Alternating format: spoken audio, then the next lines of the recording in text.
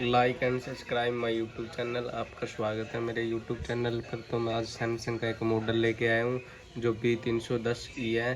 तो उसमें क्या होता है कि हमें बहुत सारी जो प्रॉब्लम होती है वो फेस करनी पड़ती है। तो मैं आज उन सभी प्रॉब्लम को जो आपके सामने लेके आया हूँ। तो आज मैं सबसे पहले जो वीडियो की शुरुआत करता हूँ, जो माइक के जो ट्रैक है उससे शुरुआत करूँगा। तो आप देख सकते हो ये मेरे पास दो ट्रैक है जो माइक को, मैं इनका नाम जैसे एन और पी बोलूँगा। जो एक है माइक एन की लाइन और एक है माइक पी की लाइन। तो यदि हमारा जो ट्रैक है वो कट जाता है तो हम कैसे उसको सोल्व करेंगे। जो हमारा जो माइनस लाइन है और जो हमारी ये है प्लस लाइन, तो हम दोनों लाइन पर ध्यान देंगे। तो हमारी जो प्लस लाइन है वो पहले इस रजिस्टर पे जाती है, फिर जो इस वाले कैपेसिटर पर, फिर इस पर, और फिर ये चलती चलती हमारी ये हमारे फिल्टर होते हैं, जो ये हमारे कंपोनेंट होते हैं, इनको हम फिल्टर बोलते हैं। क्योंकि जो इनकी वजह से जो हमारी आवाज़ है जो आगे जाएगी साफ। कई बार क्या होता है कि जो प्रॉब्लम आती है आवाज़ में, जो आवाज़ अच्छी जो क्वालिटी से नहीं जाती, तो फिर यह सीधा सीपीयू में चली जाती है। सीपीयू में हमारे इस पॉइंट पर जाती है।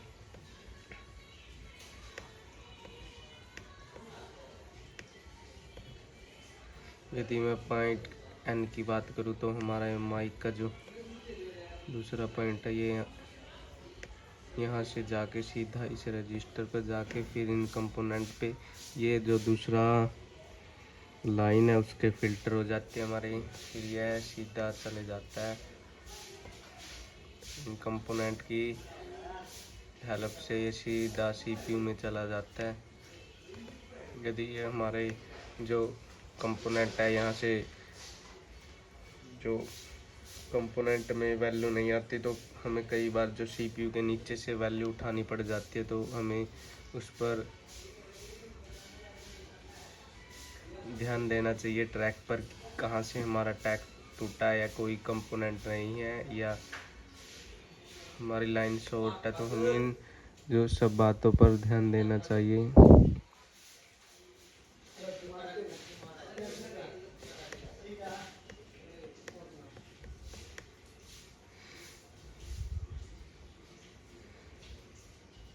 यदि मैं बात करूँ रिंगर या स्पीकर की, तो ये हमारा जो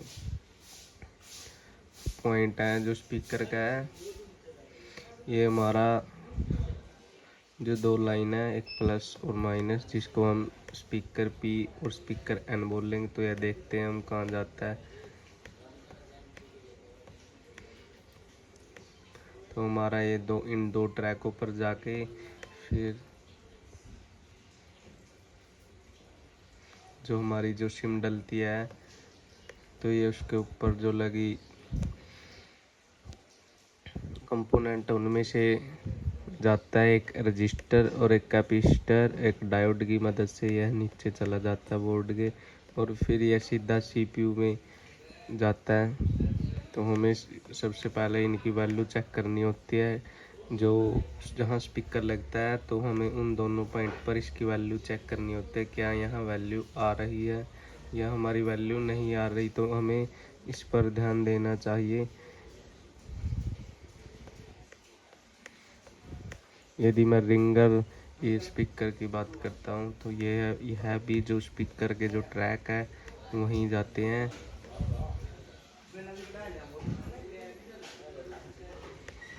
ये पहले जो इसके जो कैपेसिटर है उस पे जाती है, फिर यह दो रजिस्टर पर जाती है, फिर सीधा यह भी सीपीयू में चला जाता है जो इसका ट्रैक है।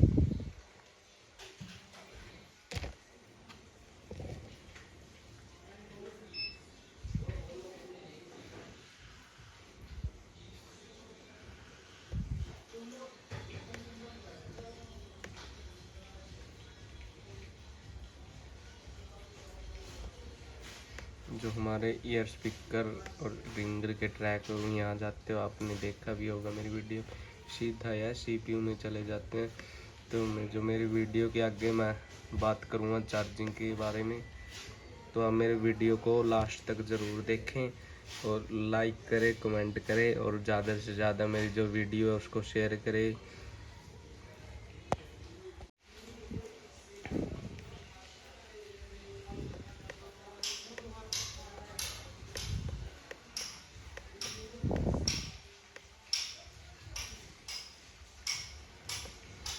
यदि मैं ये हमारी जो जैक है इसमें चार्जिंग जो ट्रैक की बात करता है, तो जो हमारा पॉजिटिव पॉइंट है वो यहाँ से दूसरा वाला है और जो ग्राउंड है हमारे यहाँ से। तो इसको हम मल्टीमीटर से चेक कर सकते हैं। यदि पता नहीं होता तो हमारा कौन सा जो पॉजिटिव और जो नेगेटिव, जिसको हम ग्राउंड भी बोल देते हैं, तो कौन सी लाइन है हमारी। और जो USB DM DPA हमारी जो लाइन होती है ये सबसे इम्पोर्टेंट होती है, जो कि मिडल के जो 2 पॉइंटों से जाके सीधा यह रजिस्टर में जाती है और सीधा यह CPU में चली जाती है।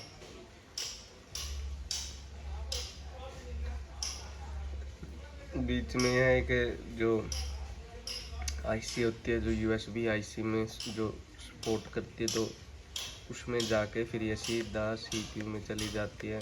और जो हमारा जो ग्राउंड है, तो आप सभी को पता है, यदि हमारा ग्राउंड टूट जाता है तो हमें कैसे ग्राउंड देना है।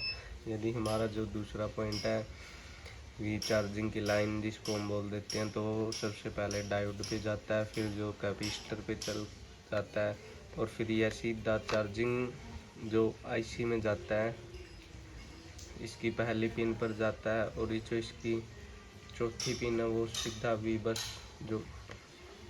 वी बस की लाइन होती है सीधा। यदि हम उसकी बात करें तो CPU में चला जाता है।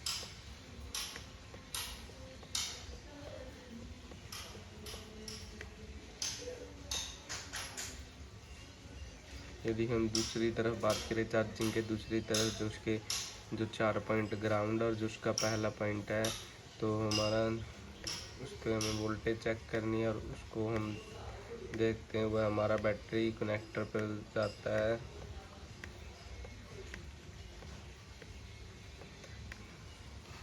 यदि हमारा जो बैटरी कनेक्टर का ट्रैक टूट जाता है, तो हमें जो वीडियो को दोबारा से ध्यान में देना है। तो हम चेक करेंगे हमारा जो ट्रैक है वो कहाँ से टूटा है और कहाँ से जो नहीं टूटा है। तो यहाँ एक जो डायोड है, जो इसको जो डायोड के दूसरे साइड है, उससे हमारा जो बैटरी कनेक्टर पर जो ट्रैक जाता है,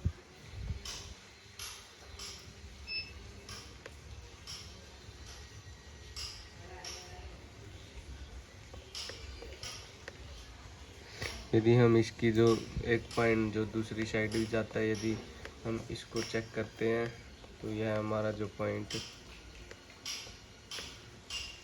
वी बैट की लाइन है, जो यह हमारा CPU में चला जाता है। क्योंकि जो CPU को चलने के लिए पावर चाहिए होती है, तो हमें उसका भी ध्यान रखना है, क्या जो CPU को वोल्टेज जो मिल रही है या नहीं मिल रही है।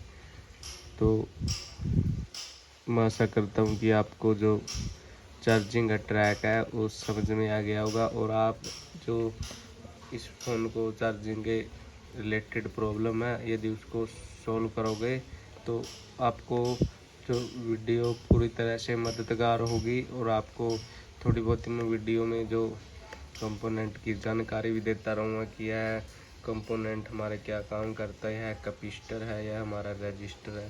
तो अब मेरी वीडियो में बने रहिए।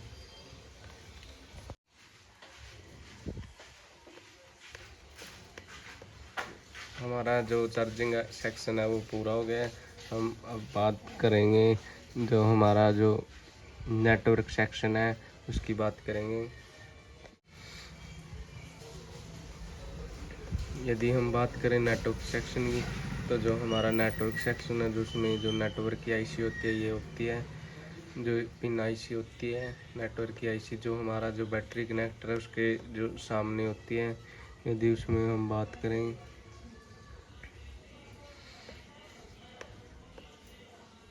जो वी बैट लाइन होती है यह जो हमारी 2 पिन से स्टार्ट होती है। एक जो हमारी जो तीसरी पिन और एक जो हमारी 15वीं पिन जो आईसी की होती है, तो उससे स्टार्ट होकर यह हमारी जो सीधा सीपीयू में चली जाती है। ये सीपीयू से जो यदि हम दूसरी लाइन की बात करें, जो हमारी इम्पोर्टेंट लाइन होती है जो EGSMT और DCSTX, तो यह हमारी छठा और सातवां जो पॉइंट है उससे स्टार्ट होती है। यह हमारी फिर जो इस रजिस्टर पर जाकर, तो यहाँ कोई कंपोनेंट नहीं होता, तो ये जो पॉइंट होते हैं इन पर भी हमारी वैल्यू आती है इनकी। यह सीधा सीपीयू में चली जाती है। और जो हमारी दूसरी जो लाइन है, इम्पोर्टेंट लाइन है हमारी, यह है हमारी जो एक छोटा सा क्रिस्टल लगा होता है जो नेटवर्क के लिए होता है। यह हमारा 26वीं जो पॉइंट है इसका, तो यह यहाँ से आती है और यहाँ एक रजिस्टर लगा होता है जो ग्रीन और ब्लैक कलर का होता है, तो यहाँ से जाके इस क्रिस्टल में जाती है। और क्रिस्टल की जो 9वीं पिन है जो चौथी पिन में जो एंटर करती है। और जो हमारी जो यहाँ से हम फर्स्ट स्टार्ट करते हैं, फर्स्ट सेकंड थर्ड और फोर्थ, और यहाँ से हमारे जो 10 पिन की आईसी है लगभग। फिर यहाँ से एक जो कंपोनेंट और है, फिर यहाँ जो ब्लैंक है तो हमारी यहाँ भी जाती है, फिर सीधा यह सीपीयू में चली जाती है। और सबसे जो इम्पोर्टेंट होता है कि हमारा जो नेटवर्क सेक्शन है जो उसमें जो इस लाइन का जो सबसे इम्पोर्टेंट रोल होता है,